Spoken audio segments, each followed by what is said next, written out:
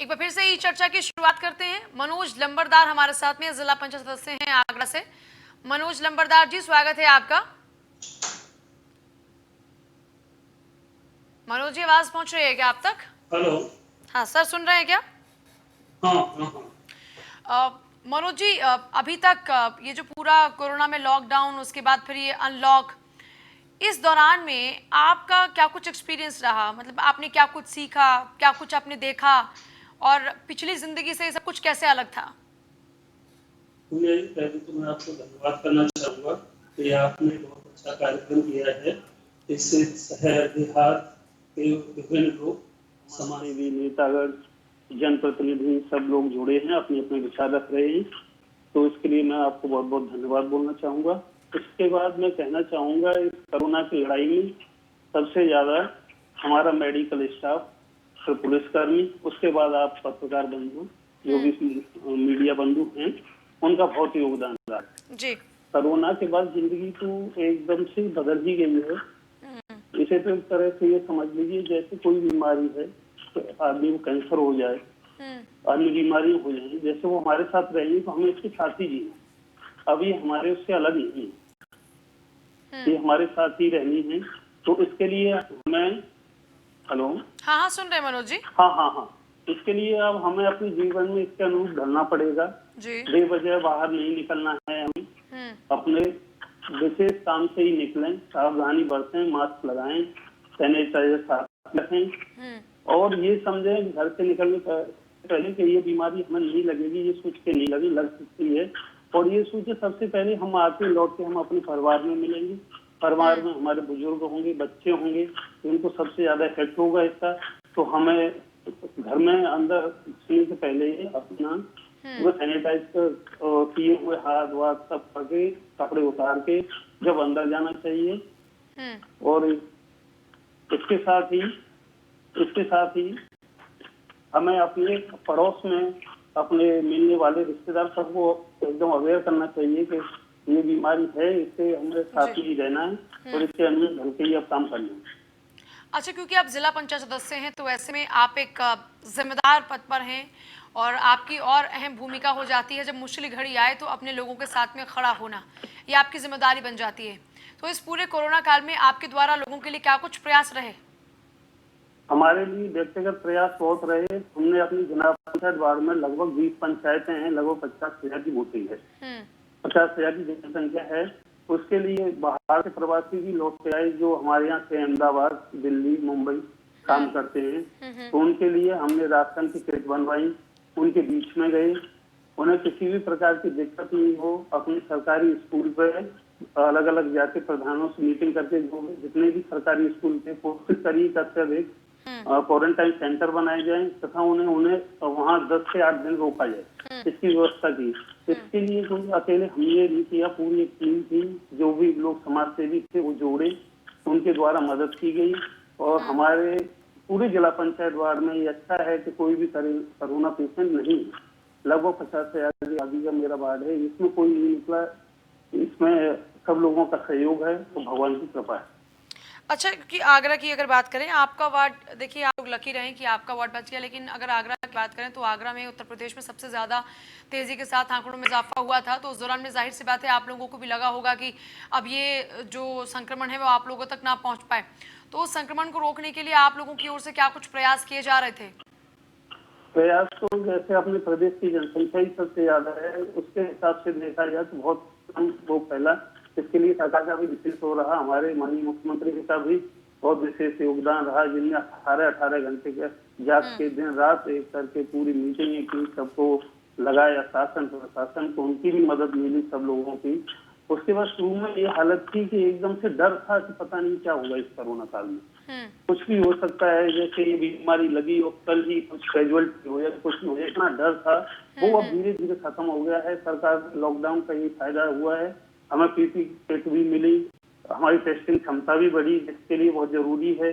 और पहले शुरू में ये सब नहीं था तो बहुत दिक्कतें थी। 2 महीने के जो लॉकडाउन 3 महीने जो चला 70 दिन का, उसमें यही अच्छा हुआ सबसे कि लोगों को जागरूकता बढ़ गई, ये बीमारी इतनी घातक नहीं है अपने यहाँ पे, पूरे देश में ही इतना इसका प्रभाव नहीं रहा। अब टेस्टिंग क्षमता भी बढ़ गई है, तो अब दिक्कत नहीं होनी चाहिए। अब लोग अपने काम पे लौट रहे हैं, सब कुछ नॉर्मल होने की तरफ है, लेकिन इसे बहुत सावधानी के साथ चलना पड़ेगा, क्योंकि अभी अच्छा, तीन अनलॉक का मरीज क्या हैं। कुछ असर है अभी आपके इलाके में अपने, मतलब लाइक रोजगार के लिए इस वक्त लोग बहुत परेशान होंगे, और जिन प्रवासी श्रमिकों का आपने जिक्र किया इस वक्त उनके लिए भी ये समस्या होगी कि वो अपने घर तो वापस लौट आए, लेकिन अब कमाएंगे कहाँ से, खाएंगे कहाँ से, क्योंकि ये रोजमर्रा की जिंदगी उनकी रोज कमाने खाने से ही चलती है। तो जाहिर सी बात है वो लोग भी आप लोगों के कांटेक्ट में होंगे, और उनका आंकड़ा क्योंकि आप लोगों ने ही सरकार तक पहुंचाना है, तो उसको लेकर क्या कुछ प्रिपरेशंस रही आप लोगों की, और अभी तक किस तरह से आंकड़ा आप लोग तैयार कर चुके हैं?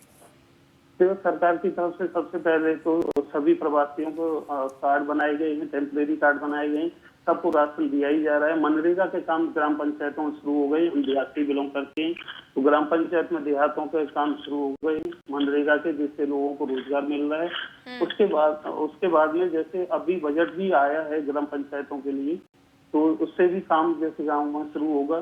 तो जैसे कुछ लोग बाहर से आए हैं, उनके लिए वो अपना स्वयं ही छोटा मोटा काम शुरू करना चाहते हैं, जिसके लोगों की व्यवस्था भी हो रही है बैंकों से कम उस पे ब्याज पे आसानी से उपलब्ध हो रही है, तो अपने स्वयं के काम शुरू करेंगे। अभी तो सब ऐसे ही चल रहा है। अच्छा, ठीक है। ये जो चाइना प्रोडक्ट का आजकल बहुत ज़्यादा बहिष्कार हो रहा है, क्या आगरा में भी कुछ ऐसी ही स्थिति बनी हुई है, और क्या आपको लगता है कि हम उस स्थिति में इस वक्त हैं कि हम लोकल के लिए वोकल की बात तो कर रहे हैं, लेकिन इस लोकल के लिए वोकल के तहत हम क्या अभी उस कंडीशन में हैं कि हम चाइना का पूर्ण रूप से बहिष्कार कर पाएं? जैसे चाइना का बहिष्कार, जैसे अभी युद्ध की स्थिति बनी हुई है, हमारे सैनिकों को घायल कर दिया, उनमें कुछ की कैजुअलिटी भी हो गई, तो उस पर हम एकदम से जोश में आ जाते हैं। चल रहा है जगह जगह विरोध प्रदर्शन, सब कुछ चला है। हमारे माननीय प्रधानमंत्री पहले से कह रहे हैं, लेकिन इंडिया तहत अपना करो, धीमे धीमे करो। ये नहीं कि जैसे युद्ध शुरू हुआ, कुछ बॉर्डर पर कुछ एक्टिविटी हुई और हम यहाँ फ्री हो गए, कुछ ले जला रही है।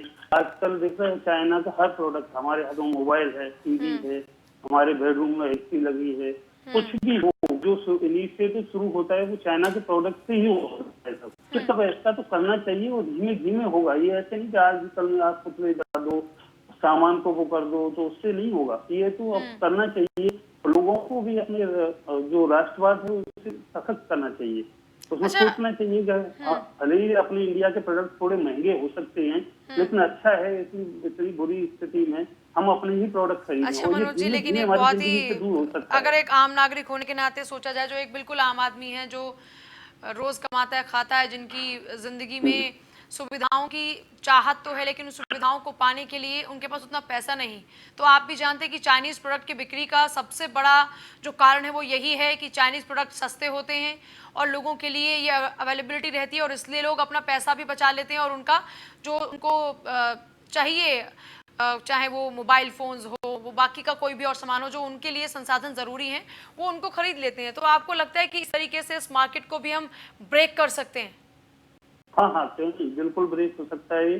समय लगेगा, ऐसा नहीं है कि कल से ही कुछ हो जाए, समय लगेगा। इसमें अपने लोकल स्तर पे अपने फैक्ट्रियां खोले, सरकार मदद करे लोगों की, जिससे कि यहाँ पे आपके इलाके में सरकारी मदद पहुंच रही है क्या? हाँ, सरकारी मदद राशन वगैरह की पहुंच रही है। उसके अलावा तो अभी ऐसी कोई मदद नहीं है, यही है शुरुआत की मदद है। लोग प्रवासी आए हैं, उनके लिए राशन वगैरह की पर्याप्त व्यवस्था की जा रही है सरकार की तरफ से। समाजसेवी संस्थाएं भी लगी हुई हैं उनके लिए। अच्छा, आप क्योंकि स्थानीय हैं आगरा के, तो क्या आप ये बता पाएंगे कि आगरा में सबसे ज्यादा जो आंकड़े बढ़े थे उसके पीछे की क्या वजह रही? क्या लोगों की लापरवाही थी, या फिर ये लापरवाही कुछ बड़े लोगों की थी? लापरवाही तो लोगों की थी। शुरू में ही जब सरकार ने लॉकडाउन किया तो इनमें अच्छी तरह लोगों ने पालन नहीं किया।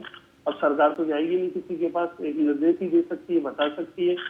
हर आदमी को अपने आप से हर चीज को फॉलो करना पड़ेगा, अपने अंदर से ही करना पड़ेगा। शुरुआत में लोगों ने समझा कि हमको तो होगा ही नहीं, विशेषकर देहात में तो एकदम से ये हो गया कि देहात में तो आएगा ही नहीं कोरोना। इस तरीके से लोगों को बाहर हुआ, लॉकडाउन का सख्ती से पालन नहीं कर पाए। इस वजह से आगरा में थोड़ी स्थिति खराब हुई, लेकिन अब बेहतर है स्थिति। लगभग 850 से ज्यादा मरीज ठीक हो चुके हैं, एक्टिव केस 120। लेकिन अब तो मनोज जी उल्टा अनलॉक हो चुका है, और जो लोग लॉकडाउन में नहीं बाज आ रहे थे वो अनलॉक में बाज आ रहे हैं, इस बात की क्या गारंटी है? अब गारंटी तो कुछ नहीं है, देखिए लोगों को अपने आप से ही बदलना पड़ेगा। जिंदगी खुद ही बदलनी पड़ेगी। भारत बहुत पॉपुलेशन वाला देश है, इसमें सब चाहोगे हर आदमी के पीछे एक आदमी सरकार लगाए और उसका देखभाल करे, उससे देखे कि क्या कर रहा है एक्टिविटी, तो वो तो नहीं हो पाएगा। ये घर के बुजुर्गों की, बड़े बूढ़ों की जिम्मेदारी है कि लड़कों को जबरदस्ती बाहर न निकलें, वो बताएं। और लड़कों की जिम्मेदारी है कि वो अपने आसपास के फ्रेंड सर्कल में समय बेवजह न मिले, बेवजह न घूमें। इस सबको बताएं कि कोरोना किसी को भी हो सकता है। ऐसा नहीं है कि हम बाहर जा रहे हैं, हमें नहीं, हमारे पास सैनिटाइजर रखा हुआ है, हमारे पास मास्क रखा हुआ है, तो हमें नहीं होगा, ऐसा नहीं है। लोगों को क्या कुछ संदेश देना चाहेंगे आप? लोगों को यही संदेश देना चाहेंगे, इस मुश्किल घड़ी में इंतजार करें जब तक वैक्सीन नहीं बन रही है, जब तक दवा नहीं आ रही है। जरूरी काम से बाहर निकलें, बेवजह बाहर नहीं घूमें, यही कहना चाहेंगे।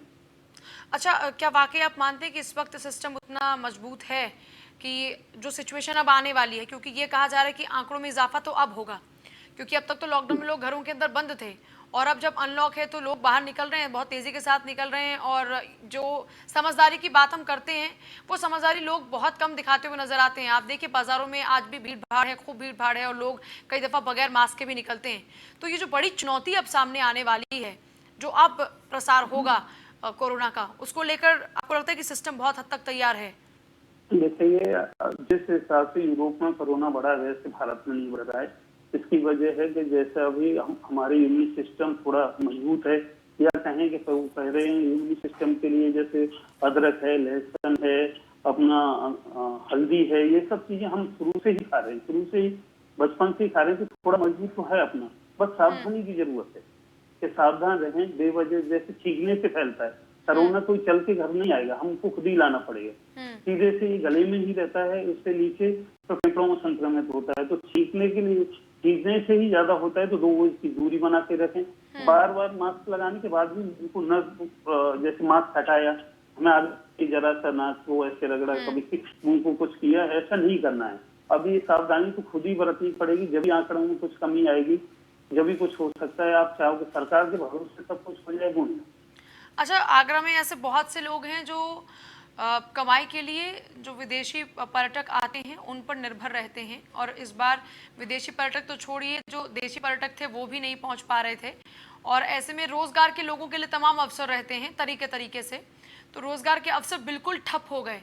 तो क्योंकि आप लोग जिला पंचायत के सदस्य हैं तो जाहिर सी बात है ऐसे लोग आप लोगों के पास आए होंगे अपनी परेशानी को लेकर, तो उस दौरान में आप लोगों की ओर से क्या कुछ उनको आश्वासन दिया गया?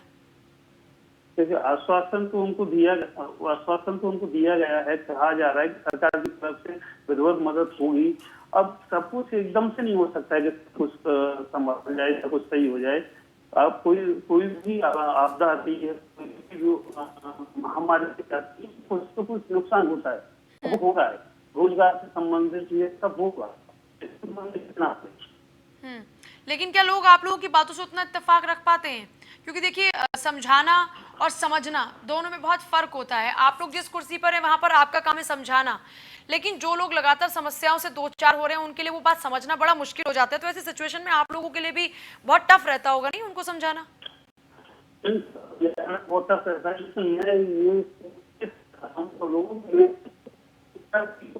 नुकसान की भरपाई हुई है, मेरी एक भी आदमी मेरी वजह समझ सकता है तो वो भी काफी है। मैं इसको समझाऊंगा, वो दूसरे को समझाएगा, दूसरे को। अच्छा, आपने एक सिस्टम डेवलप कर लिया?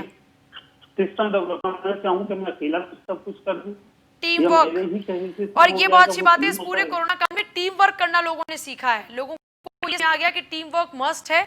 बहुत शुक्रिया बातचीत के लिए मनोज जी। देखिए ये बहुत इंपॉर्टेंट है कि टीम वर्क के साथ में ही आप बड़ी से बड़ी मुश्किल से पार पा सकते हैं। अकेले संघर्ष करना कई दफा बहुत मुश्किल हो जाता है। ऐसे में अगर आपको किसी समाज सेवा के लोगों का साथ मिल जाता है तो आप लोग और बेहतर परफॉर्म कर पाते हैं। बहुत ही छोटे से ब्रेक का यहाँ पर वक्त हुआ, ब्रेक के उस पार भी लगातार ये चर्चा जारी है।